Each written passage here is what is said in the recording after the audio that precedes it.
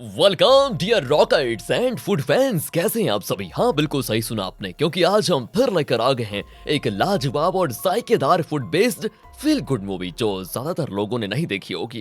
Well, अगर आप 80s kids हैं तो ये मूवी आपको जरूर पसंद आएगी, क्योंकि ये मूवी बनी ही थी 80s में। अगर 80s किड नहीं भी है तो आप हैरान जरूर रह जाएंगे कि ऐसी सुपर मूवी वो भी 80s में बनी थी क्या। तो जैसे हर फूड मूवी को आप भरपूर सपोर्ट करते आ रहे हैं, उसी तरह इस वीडियो को भी सपोर्ट करेंगे, ये हमारा विश्वास है दोस्तों आप पर। वैसे आज आपका जी खुश करने वाली एक चाइनीज मूवी जो कि आज से लगभग 40 साल पहले रिलीज हुई थी, लेकिन देखकर आपको जरा भी एहसास नहीं होगा कि ये मूवी इतनी पुरानी है। यही तो है इस मूवी की खासियत, जिसकी वजह से आज भी इसको एंजॉय किया जा सकता है। कहानी वैसे बड़ी सिंपल है, लेकिन इसमें जो फूड का कॉन्सेप्ट और फील गुड एलिमेंट्स है उनका जवाब नहीं, सच बता रहा हूँ। इसलिए हम आपके लिए चुनकर लेकर आए हैं 1985 में रिलीज हुई ये चाइनीज मूवी, जिसका बड़ा ही क्यूट सा नाम है टेम्पो।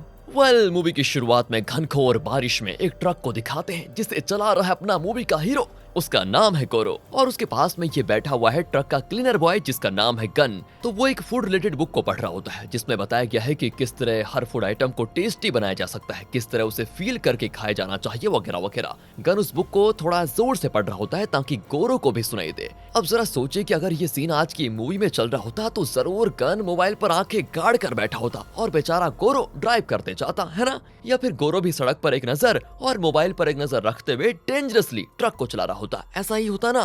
लेकिन 40 साल पहले की बात है तो उस समय ये नौबत नहीं आई थी। तो गन उस बुक को जितने मजे से पढ़ रहा होता है, उतने ही मजे से गोरो भी उसको सुनकर आराम से ड्राइव कर रहा होता है। तो उस बुक में एक बुजुर्ग आदमी एक लड़के को बता रहा होता है कि देखो बेटा, भूख के मारे हमें खाना जल्दी जल्दी खाना नहीं चाहिए। पहले तो फूड को देखो, उसका रंग, उसकी कंसिस्टेंसी, इन सब चीजों को अपने अंदर ले लो, उसे एंजॉय करो। ऐसे ही मत खाओ खाने को, फिर उसे थोड़ा सा टेस्ट करो और जब उसका स्वाद जीभ पर लग जाए ना तो उसे दिल तक उतारो, तब जाकर उसे धीरे धीरे खाना शुरू करो। तब देखना तुम्हें कितना बढ़िया फील आएगा। पारंपरिक चाइनीज नूडल्स में समुद्री शैवाल यानी सीवीड मिलाकर एक स्पेशल फिश मिलाया जाता है और स्वाद के लिए कुछ ऑयल्स, ककड़ी, बीन्स, इन सबको ठीक मात्रा में एक बाउल में रखा जाता है। उसे देखते ही तुरंत उठकर मुंह में दबाने का मन जरूर करेगा, लेकिन तब मन की बात को थोड़ा साइड में रखकर हमें सबसे पहले तो सीवीड को सूप में अच्छे से डुबोना होता है, फिर चॉपस्टिक से नूडल्स को अच्छे से फैलाकर उसकी गांठों को सुलझाना होता है। इस तरह जायका हर तरफ फैलता है और तब जाकर हमें नूडल्स को चॉपस्टिक में लेकर आराम से खाना चाहिए। यही तो है नूडल्स खाने का सही तरीका बेटा।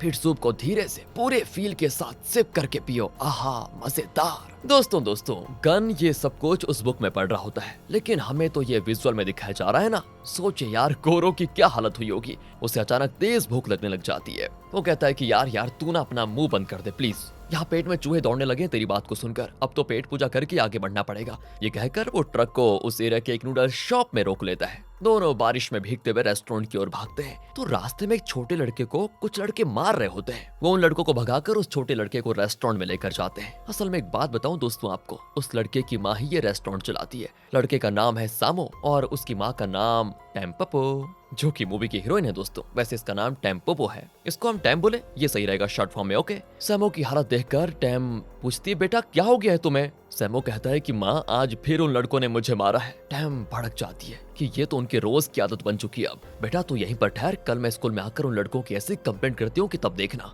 इसी बीच गोरो और गन वहीं पर बैठे होते हैं और पता नहीं क्यों गन को ये जगह बिल्कुल अच्छी नहीं लगती। लेकिन गोरो कहता है कि अरे माहौल पे मत जा यार, खाना अच्छा भी तो हो सकता है। वैसे भी इस बारिश में और कोई रेस्टोरेंट तो ढूंढ नहीं पाएंगे ना हम, इसलिए यहीं पर सही है, जैसा भी मिल रहा है बढ़िया है। तभी वहाँ पर बैठा एक और कस्टमर शराब पी रहा होता है और उसकी बातों से लगता है कि वो टैम को छेड़ रहा है, पर टैम उसका लिहाज नहीं करती और गोरो और गन को नूडल्स बना कर देती है। हाँ वैसे स्वाद यहाँ पर उतना खास नहीं होता, लेकिन क्या करें, भूख के मारे दोनों जैसे तैसे खा ही रहे होते हैं। इसी बीच उनके पास बैठा शराबी फिर टैम को कुछ कहता है तो टैम उस पर इस बार चिल्ला देती है कि अगर शराब पीकर बकवास करना है तो मेरे रेस्टोरेंट से निकल जाओ अभी के अभी। देखा नहीं तुमने मेरे कस्टमर्स खा रहे हैं, उन्हें तो तंग मत करो। एंड इस पर पता है शराबी क्या कहता है, अरे ये एकदम भिखारी की तरह मुंह में नूडल्स दबा रहे हैं, ये हैं तुम्हारे कस्टमर्स हैं।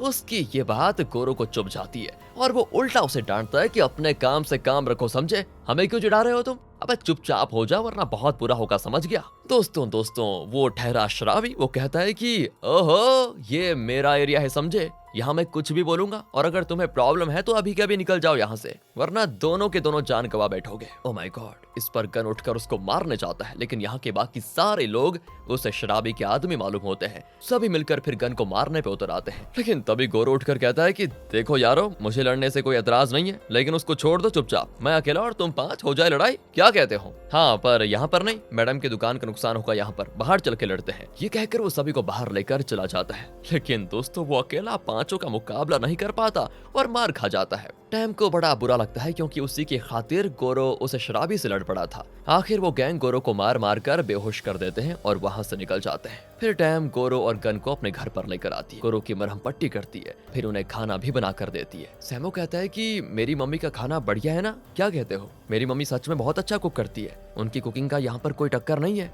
और सच बताऊं दोस्तों तो ये सुनकर गोरो और गन को हंसी आ जाती है क्योंकि खाना एकदम बेकार होता है, कोई भी ढंग का स्वाद नहीं होता उसमें। गोरो पूछता है कि बेटा तुमने बाहर कहीं खाना भी खाया है आज तक या फिर नहीं? सैमो कहता है कि नहीं, मैंने तो सिर्फ अपनी मम्मी के डिशेस खाए हैं आज तक। इस तरह वो बहुत ही क्यूटली अपनी माँ को बढ़ा चढ़ाकर तारीफ कर रहा होता है। ये सुनकर तो टैम को भी हंसी आ जाती है क्योंकि वो खुद जानती है कि उसका खाना उतना टेस्टी नहीं होता। सैमो के जाने के बाद वो इन दोनों को बता देती है कि देखो उसके लिए सॉरी लेकिन मुझे खाना ठीक से बनाना नहीं आता। वैसे कल जो नूडल्स आपने खाया था वो कैसा लगा आपको? गोरो भी कहता है कि सच बताऊं या झूठ? टैम कहती है तो झूठ ही बोल दीजिए, मेरे मन को थोड़ी शांति तो मिलेगी। तब गोरो कहता है कि आपका नूडल्स, अरे वो तो एकदम लाजवाब था और नूडल्स पे जो आपने वो सूप परोसा, आहा वो तो सुपर्ब, ऐसा टेस्टी सूप मैंने जिंदगी में पहली बार आपके रेस्टोरेंट में पिया है, पता है आपको? टैम भी शर्मा कर कहती है आप कुछ ज्यादा ही मजाक नहीं उड़ा रहे मेरा, क्या इतना बदतर था मेरा डिश? नहीं उतना नहीं लेकिन थोड़ा खराब था, ज्यादा नहीं। एंड तब आगे टैम कहती है कि सैमो के पैदा होने के कुछ दिनों के बाद ही एक एक्सीडेंट में उसके पापा चल बसे थे। उसके बाद मैंने बहुत स्ट्रगल किया और जैसे तैसे उस छोटे रेस्टोरेंट को चलाकर अपने बेटे को पालने लगी। एंड वो ये सारी बात स्माइल करके बता रही होती है लेकिन उसके अंदर का दर्द गौरव महसूस कर पाता है और कहता है कि आप डोंट वरी जी, मैं आपको देखना बढ़िया नूडल्स बनाना सिखाऊंगा। टैम चौंक जाती है कि क्या आप भी नूडल्स बनाना जानते हैं? गौरव कहता है क्या बात कर रही हो, ये कोई पूछने वाली बात है? अरे हम ट्रक ड्राइवर्स हैं और दुनिया का ऐसा कोई डिश नहीं है जो हमने नहीं पकाया हो। फिर वो टैम के साथ रेस्टोरेंट जाकर उसे नूडल्स बनाने का तरीका बताता है। इतना ही नहीं, एक कस्टमर का स्वागत कैसे करना चाहिए, मांस वगैरह को ठीक से कैसे काटना चाहिए, तरकारियों को किस ढंग से काटना चाहिए, ये सब कुछ सिखाने लग जाता है। लेकिन टैम इस सब्जेक्ट में थोड़ी कमजोर होती है और वो ठीक से कर नहीं पाती। गौरव तो गिव अप करके ही चला जाता है कि आपकी जन्म कुंडली में कुकिंग लिखा ही नहीं है मैडम, बेकार में ही मेरा टाइम वेस्ट हो रहा है। लेकिन टैम भाग कर आती है और बहुत विनती करती कि प्लीज प्लीज प्लीज इस तरह मत जाइए प्लीज। आज तक मैं जो आधी अधूरी कुकिंग जानती थी उसी से जैसे तैसे खाना पकाकर गुजारा कर रही थी, पर ये बहुत दिन तो नहीं चलने वाला ना। प्लीज आप मुझे थोड़ा ढंग की कुकिंग सिखाइए, मेरा और है ही कौन यहाँ पर, कुछ दिन यहाँ पर रहकर मुझे सिखाइए ना, मैं आपको सैलरी भी दूंगी, क्या कहते हो? गौरव जरा सोचता है और आखिर में हाँ कर देता है क्योंकि उसे कुकिंग में बहुत ज्यादा इंटरेस्ट है और उसे लगता है कि क्यों ना हो, अगर मेरा टैलेंट किसी और के काम आ रहा है तो मैं क्यों मना करूं। तो इस तरह वो कुछ दिन वहीं पर रुकने का करता है फैसला।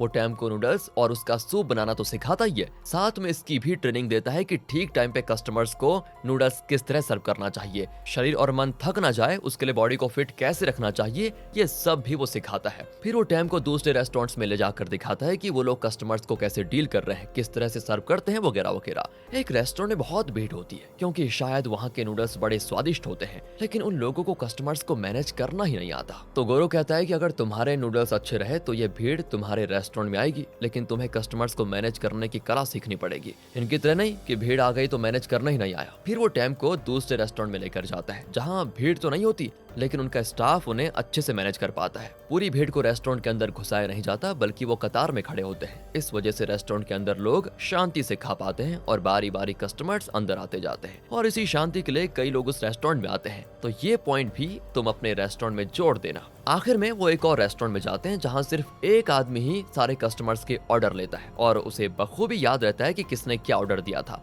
वो बढ़िया तरीके से हर कस्टमर को उनका ऑर्डर सर्व कर रहा होता है। तो गौरव यहाँ भी कहता है कि अब तुम कोशिश करो और बताओ कि किसने क्या ऑर्डर किया था। टैम की मेमोरी भी काफी अच्छी है शायद, तो वो झट से हर एक कस्टमर का ऑर्डर ठीक ठीक बता देती है। ये सुनकर वहाँ पर खड़े लोग हैरान हो जाते हैं कि वाह दैट्स ग्रेट। गौरव कहता है कि वेरी गुड, ये काम तुम बहुत ही बढ़िया कर लेती हो, लेकिन खाना पकाना नहीं आ रहा तुम्हें, सच बताऊं। फिर भी दोस्तों वो अपनी कोशिश जारी रखता है और टैम को रोज कुकिंग के तरीके सिखाता है। अब आगे टैम शहर के बेस्ट नूडल्स रेस्टोरेंट में जाकर उनके नूडल्स ऑर्डर करती है। खाने के बाद वो बिना शर्माए उनके शेफ से पूछ लेती है कि आप इतना जायकेदार नूडल्स कैसे बना लेते हो। पर क्या है ना, उसे नहीं पता कि शेफ नहीं बताने वाला, कौन बताएगा भाई अपनी सीक्रेट टिप्स को। पर जब टैम विनती करती है, बहुत ज्यादा विनती करती है, तो वो अकड़ कर कहता है कि ठीक है तुम 2 लाख दोगे तो मैं रेस्टोरेंट के ओनर को बिना बताए तुम्हारे घर में आकर तुम्हें सिखा जाऊंगा, क्या कहती हो। तो टैम कहती है कि अरे उतने पैसे मेरे पास होते तो मैं अपना दूसरा रेस्टोरेंट नहीं खोल लेती क्या। तो वो भी कह देता है कि निकलो फिर यहाँ से, जाओ खोल लो, मैं नहीं सिखा रहा तुम्हें। तब वहां पर एक आदमी सूप पी रहा होता है। वो टैम को अकेले में जाकर कहता है कि मैं तुम्हें लाइव दिखा सकता हूँ कि वो नूडल्स कैसे बनाता है, पर मुझे 2 लाख मत दो, मुझे सिर्फ 25,000 ही दे दो। कहकर वो टैम को अपनी दुकान में लेकर जाता है जो कि नूडल्स रेस्टोरेंट के बगल में है। वहाँ पर एक होल होता है जो सीधे रेस्टोरेंट के किचन में खुलता है। एंड क्या था दोस्तों, इस होल से टैम देख पाती है कि वो शेफ कैसे पकाता है। टैम बड़े ध्यान से उसको देखकर अपने रेस्टोरेंट में भी सेम वही मेथड ट्राई करती है। फिर दोनों उस रेस्टोरेंट में जाते हैं जहाँ भीड़ तो थी लेकिन कस्टमर्स को वो मैनेज नहीं कर पा रहे थे। पर वहाँ के नूडल्स को टेस्ट करके दोनों के चेहरे पीले पड़ जाते हैं, मतलब स्वाद बिल्कुल भी नहीं होता उसमें। दोनों आधे से ज्यादा नूडल्स खा ही नहीं पाते और उसे लौटा देते हैं, इतना गंदा होता है। तब रेस्टोरेंट का ओनर टैम को पहचान जाता है और कहता है कि तुम्हारा तो अपना नूडल्स का रेस्टोरेंट है ना, फिर यहाँ पर क्यों आई हो। अच्छा, तो यहाँ नूडल्स और सूप को चख कर तुम अपने रेस्टोरेंट में यही टेस्ट कॉपी करना चाहती हो, राइट। टैम घबराकर गौरव के पीछे छुप जाती है कि अब क्या होगा। तो गौरव कहता है कि हाँ, हम आए तो इसीलिए थे सर, लेकिन इसे खाकर पता चला है कि ना इसमें नमक है ना ही मिर्ची, एकदम बेस्वाद बना के रखा हुआ है आपने इसे, क्या करते हैं आप लोग। और क्या था दोस्तों, इस पर रेस्टोरेंट का ओनर भड़क जाता है कि तुम्हारे रेस्टोरेंट में एक भी कस्टमर नहीं आता और तुम मुझे फीडबैक देने आ गए यहाँ पर। मेरे रेस्टोरेंट में कितनी भीड़ आती है देखा तो होगा ही तुमने, और वैसे तुम्हें सूप में ऐसा क्या खराब लगा बताओ। तो गौरव कहता है कि अच्छा, एक एक करके सुनिए, मांस ठीक से पका नहीं है, एकदम कच्चे मांस की बू आ रही है, उस बू को छुपाने के लिए आपने कोई तरकारी मिलाई है, नमक और मिर्ची कम है, अगर ये दोनों इंग्रेडिएंट्स थोड़ा और मिलाते तो स्वाद बेहतर हो सकता था। दोस्तों ये सुनकर तो वो चैलेंज पे उतर आता है कि अगर सुनो मेरी बात, तुम नूडल्स सूप के बारे में इतना ही जानते हो ना तो मुकाबला हो जाए, कल हम तुम्हारे रेस्टोरेंट में आएंगे, अगर तुम्हारे नूडल्स और सूप हमें टेस्टी नहीं लगे तो फिर तुम्हारी मौत हमारे हाथ होगी, याद रखना इस बात को। गौरव भी कहता है कि चैलेंज एक्सेप्टेड, ठीक है, लेकिन हाँ, अगर हमारे नूडल्स आपके नूडल्स से अच्छे रहे तो फिर क्या करोगे ये भी बता दो। वो कहता है कि अगर ऐसी अनहोनी हो गई तो मैं अपना रेस्टोरेंट तुम्हें दे दूंगा। फिर क्या था दोस्तों, दोनों पार्टीज के बीच हो जाती है ये डीलिंग। अगले दिन दोनों जल्दी जल्दी नूडल्स और सूप पकाने में लगे होते हैं, पर जल्दबाजी में वो पॉर्क को स्टोव पे छोड़ देते हैं और वो जल जाता है। गौरव कुछ भी करके मैनेज करने की कोशिश कर रहा होता है कि इतने में उस रेस्टोरेंट का ओनर अपने आदमियों को लेकर वहां पर पहुंच जाता है। गौरव कहता है कि अरे इतनी जल्दी, 5 मिनट वेट कीजिए, तब तक रेडी हो जाएगा। वो कहता है कि मैंने तुम्हें साफ कहा था कि मैं इस टाइम पे आऊंगा, अब इंतजार नहीं होगा और ज्यादा, चलो पहले अपना सूप दो, मैं टेस्ट करता हूँ।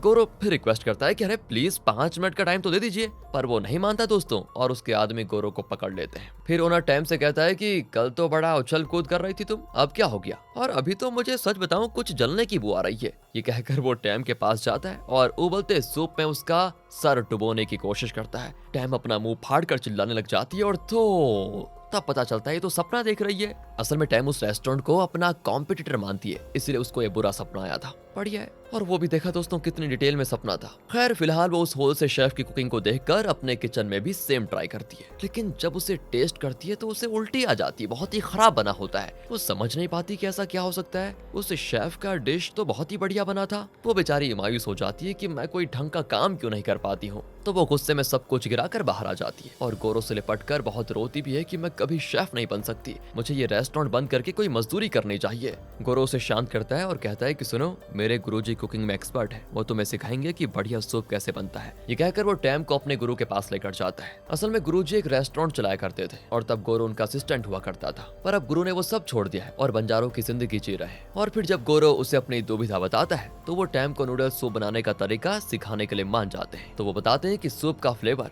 चिकन और पॉर्क से आता है, इसलिए दोनों को एक साथ एक बर्तन में पानी में डालकर उबालो और तरकारियों को काट कर नहीं बल्कि वैसे ही अंदर डालना चाहिए, और हाँ, ज्यादा मत उबालो क्योंकि फिर स्वाद नहीं रहेगा। इस तरह वो स्टेप बाय स्टेप टैम को सिखा रहे होते हैं। फिर सभी मिलकर एक रेस्टोरेंट में नूडल्स खाने जाते हैं। यार इस नूडल्स में वैसे है क्या जो हर जगह ये लोग सिर्फ नूडल्स ही खाते हैं। खैर इसी बीच उस रेस्टोरेंट में एक औरत अपने बुजुर्ग पिता को लेकर आती है। शायद बुजुर्ग की सेहत थोड़ी खराब है और उन्हें कुछ आइटम्स खाने से मना किया है डॉक्टर ने। बेटी कहती है कि पापा मुझे ना अभी बैंक जाना है, आप ऑर्डर करके खा लीजिए। हाँ, लेकिन जो डॉक्टर ने मना किया है वो मत खाना। इस तरह वो वॉर्न करके चली जाती है। पर दादाजी तो बेटी के जाते ही वो सब ऑर्डर कर देते हैं जो डॉक्टर ने खाने से मना किया था, और बेटी के आने से पहले सब कुछ खत्म करने के इरादे से वो मुंह में दबा दबा के खा रहे होते हैं। लेकिन अचानक कोई आइटम उनके गले में अटक जाता है और वो सांस नहीं ले पाते। सभी घबरा जाते हैं कि अब क्या करें, ये तो प्रॉब्लम हो गई। लेकिन अपना हीरो है ना, उसकी अलग ही सोच है। वो एक वैक्यूम क्लीनर को मंगवाता है और उसका सक्शन मोड ऑन करके दादाजी के मुंह में ट्यूब डालकर मशीन को करता है ऑन, जिससे वो फूड आइटम गले से निकलकर ट्यूब में आ जाता है। वैसे अगर आप ये सीन थिएटर में देखते तो जरूर हंस कर लौटपट हो जाते। इस तरह उस बुजुर्ग की जान बच जाती है फाइनली। असल में एक बात बताऊं दोस्तों आपको, ये बुजुर्ग बहुत ही बड़ा रईस आदमी है, और क्योंकि गोरो और उसके गैंग ने उनकी जान बचाई थी तो वो सभी को अपने घर में इनवाइट करके उन्हें बढ़िया दावत देते हैं। और दावत में भी ओ माय गॉड, यहाँ दावत में भी नूडल्स ही परोसा जाता है और उसका टेस्ट आहा लाजवाब। तो गोरो दादाजी से रिक्वेस्ट करता है कि दादाजी हम एक रेस्टोरेंट चलाते हैं, लेकिन नूडल्स बनाने की रेसिपी चाहिए, क्या आपका शेफ हमें सिखा सकता है? दादाजी कहते हैं कि बेटा तुमने मेरी जान बचाई है, नूडल्स की रेसिपी क्या तुम जान मांगोगे वो भी दे दूंगा तुम्हें। ये कहकर वो अगले ही दिन अपने शेफ को इनके रेस्टोरेंट में भेज देते हैं। बस अब सिर्फ टैम को सीखने की देरी है। गुरुजी कहते हैं कि अब तो सब सेट होने जा रहा है, लेकिन अपने नूडल्स का नाम क्या रखें, क्या सोचा है? गोरो कहता है कि इसे हम टेम्पेपो नूडल्स कहेंगे। ये सुनकर टैम बड़ी खुश होती है। गोरो उस नाम का साइन बोर्ड भी लिखता है। तभी दोस्तों वो शराबी जिसके गैंग ने पहले दिन गोरो को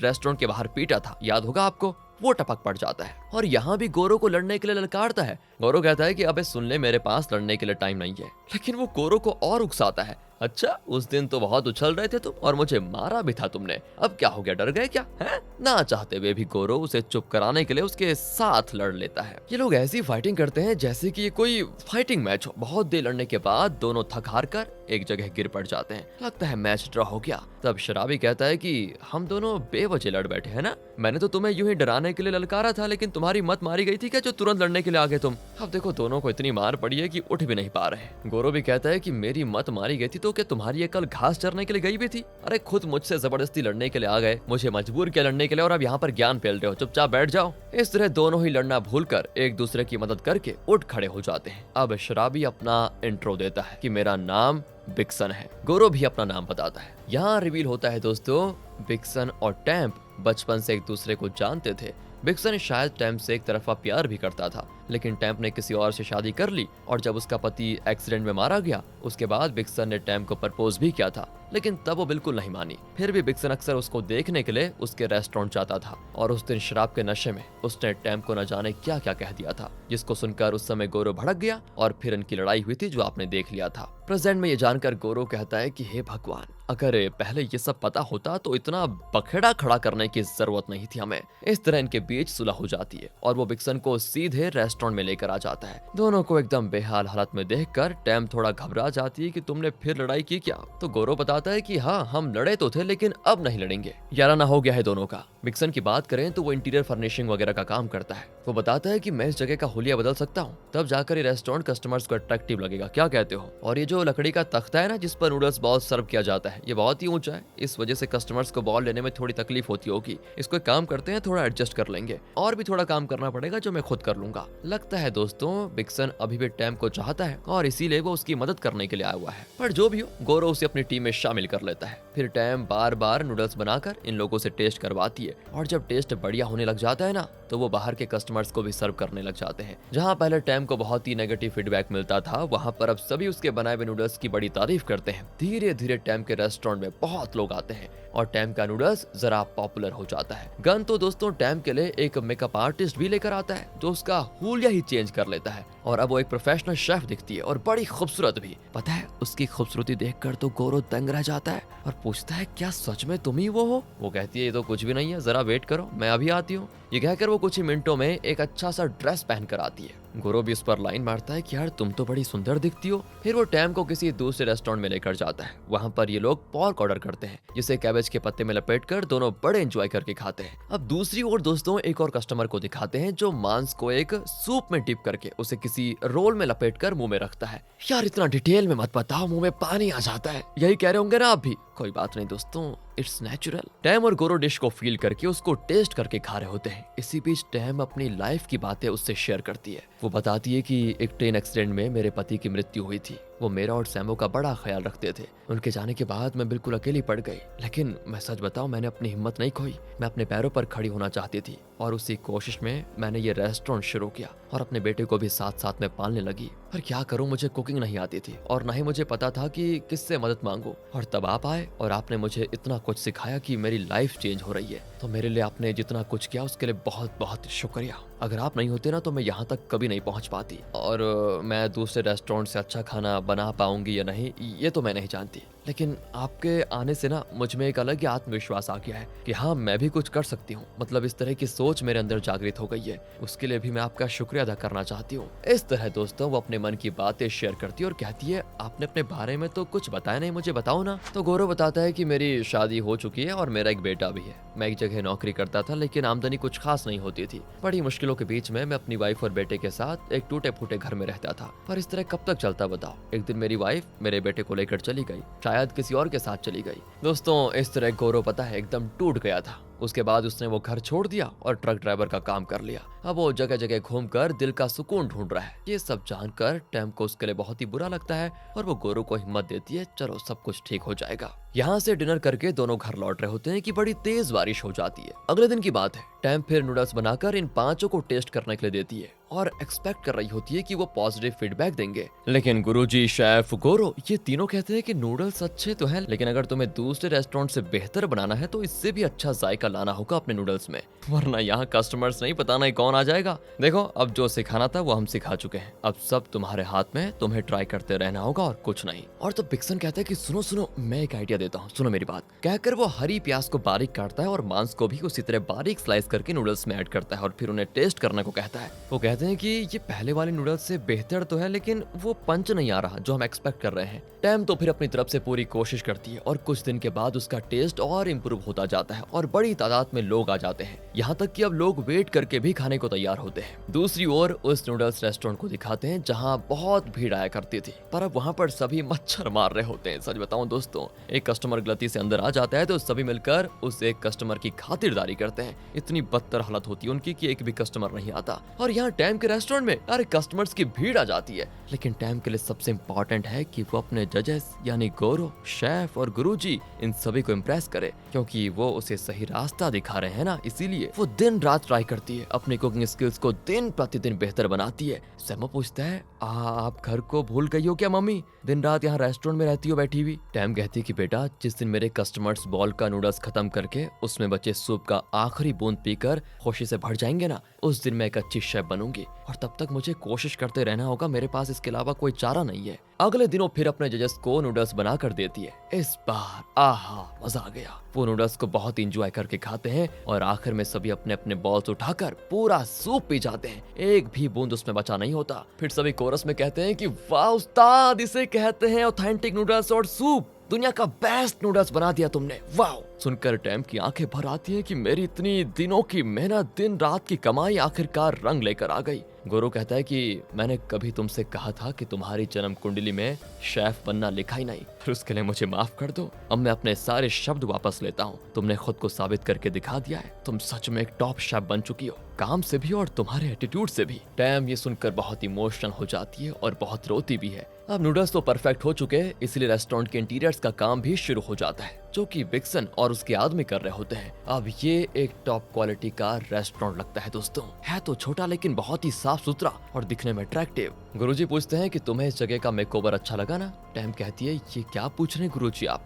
मुझे ऐसा लग रहा है कि मैं किसी वर्ल्ड क्लास रेस्टोरेंट की शेफ हूँ, मैं बहुत खुश हूँ। गुरुजी कहते हैं कि बेटा रेस्टोरेंट तो तुम्हारा है, लेकिन न जाने क्यों मुझे लग रहा है कि मैंने बहुत बड़ा कर दिखाया। फिलहाल बहुत कम औरतें शेफ बनती हैं, लेकिन मैंने सोचा भी नहीं था कि मैं एक औरत को ट्रेन करके उसको इतनी अच्छी शेफ बना पाऊंगा। वेल डन बेटा। टैम जानती है कि उसकी इस अचीवमेंट की शुरुआत तो गोरो ने करवाई थी। वो फिर कहती है कि आपको थैंक करने के लिए मेरे पास शब्द नहीं है। गोरो भी कहता है कि अरे वो छोड़ो ना यार, अब तुम टॉप शेफ बन गई हो, टॉप के, और कस्टमर्स की भीड़ इतनी ज्यादा कि क्या कहें। हाँ सुनो, हमें भूल मत जाना है। इस तरह वो टैम को चिढ़ाता है तो वो कहती है कि ये मेरा ही रेस्टोरेंट नहीं है, हम सबका रेस्टोरेंट है। सभी बड़े खुश होते हैं और तब वो रईस दादाजी वहाँ पर आते हैं इनका नूडल्स टेस्ट करने के लिए, और भी बहुत से कस्टमर्स वहाँ पर आते हैं। तो गोरो वहाँ से बाहर जाता है और जाते जाते वो टैम को एक नजर देखता है। वो भी गोरो को देखती है और उसकी आंखें गोरो का शुक्रिया अदा करती है। गुरुजी ने टैम की मदद करने का जो वादा किया था वो उन्होंने बखूबी निभाया था। इसी तसल्ली के साथ वो भी अपनी साइकिल लेकर वहाँ से निकल जाते हैं और रईस दादाजी का शेफ भी उन्हें लेकर वहाँ से निकल जाता है। इन सब का शुक्रिया अदा करके गोरो मुड़ता है तो रेस्टोरेंट के बाहर कस्टमर्स की लाइन लगी होती है। तो वो ऊपर रेस्टोरेंट का साइन बोर्ड देखता है और उसके अंदर जो फील आती है ना, ऐसा लगता है जैसे कि उसने बहुत बड़ा कुछ कर दिखाया। जो आदमी महज एक ट्रक ड्राइवर था वो बाई चांस एक रेस्टोरेंट में गया, वहां पर एक औरत से मिला जिसे खुशकिस्मती या बदकिस्मती से कुकिंग नहीं आती थी। गोरो ने उसे एक शेफ बनाया, उसके रेस्टोरेंट को बेहतर बनाया, और सबसे इम्पोर्टेंट, गोरो की वजह से टैम के अंदर जो आत्मविश्वास जगा वही गोरो की अचीवमेंट है। और इसी फील के साथ वो वहां से निकलता है वापस अपनी पहली वाली लाइफ में।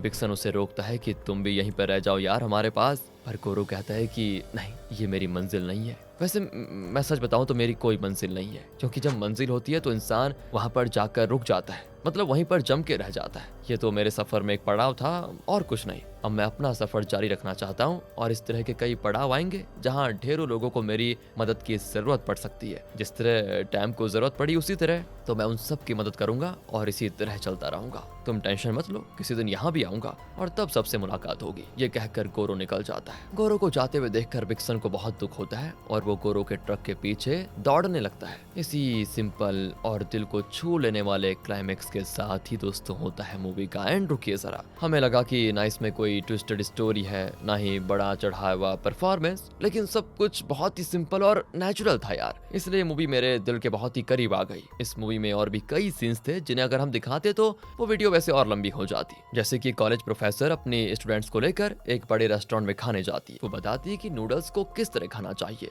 लेकिन तभी सामने बैठा एक आदमी नूडल्स को कुछ इस तरह चूस कर खाता है कि प्रोफेसर कहती है वो देखो, उस आदमी की तरह नूडल्स कभी मत खाना, नूडल्स को डिसेंटली बिना आवाज के खाना होता है। पर यार नूडल्स में कौन डिसेंसी दिखाता है। उसके स्टूडेंट को उस आदमी के खाने का तरीका बहुत ही अच्छा लगता है और सभी चूस कर खाने लगती है। प्रोफेसर के पास और कोई रास्ता नहीं होता और वो भी नूडल्स को उसी तरह बढ़िया आवाज करते हुए खाने लग जाती है। तो दूसरे सीन में एक हस्बैंड अपनी वाइफ से पूछता है एक बात बताओ, तुम्हारी आखिरी इच्छा क्या है। असल में उसकी वाइफ मरने वाली थी, सो सैड यार, लेकिन वो उठकर नूडल्स बनाकर अपने परिवार को परोसती है। उन्हें नूडल्स खाते देखकर वो खुश होती है, ओ यार सो सैड, और अपनी आंखें बंद कर लेती है। और सच बताऊं तो वो यहाँ पर मरी कि नहीं मरी ये क्लियर नहीं है, ये थोड़ी कॉमेडी के लिए ऐड किया गया था शायद, लेकिन कहानी में इन सीन्स की मेरे ख्याल से उतनी अहमियत नहीं थी, इसलिए हमने इनको कट कर दिया। लेकिन बाद में सोचा कि यार सीन्स को दिखाया जाए एंड में, इसलिए आपको एंड में दिखा दिया। वैसे आपका यार, आप हमसे ज्यादा इंटेलिजेंट हो, इतनी मूवीज देखते हो, तो कमेंट्स करके बताओ ना आपको क्या मजेदार लगा इस मूवी में। बाकी मिलते हैं आपसे अगली वीडियो में, ध्यान रखेगा अपना क्योंकि बहुत ज्यादा जरूरी है ध्यान। मिलते हैं आपसे अगली वीडियो में, थैंक्स फॉर वॉचिंग।